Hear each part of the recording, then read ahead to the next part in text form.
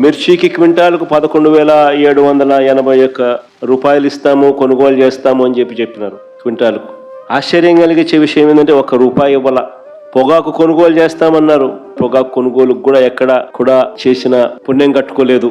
మామిడికి ₹12 కొనుగోలు చేస్తామన్నారు కిలోకు, ఒక రైతుకు మంచి చేయలేదు. ఉల్లికి క్వింటాలకు 1200తో కొనుగోలు చేస్తామని చెప్పినారు, చేతులు ఎత్తేసారు.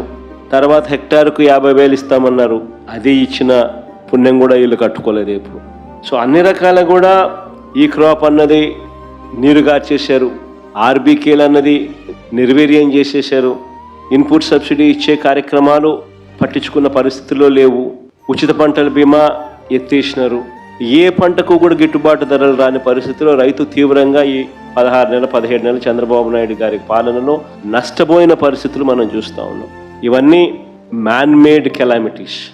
నిజంగా ఉచిత పంటల బీమా చూస్తే మన హయాంలో అప్పట్లో దాదాపుగా గమనించినట్టయితే మన హయాంలో 7,800 కోట్ల రూపాయలు ఉచిత పంటల బీమా కింద మనమే ప్రభుత్వం తరపునే మనమే రైతులు రూపాయి కట్టాల్సిన పని లేకుండా మనమే ప్రతి ఎకరాకు ఈ క్రాప్ చేసి 54,55,000 మంది రైతులకు తోడుగా నిలబడుతూ దాదాపుగా 7,802 కోట్ల రూపాయలు మనం ఖర్చు చేసి మనం రైతులకు ఇన్సూరెన్స్ సొమ్ము ఇప్పించగలిగాం.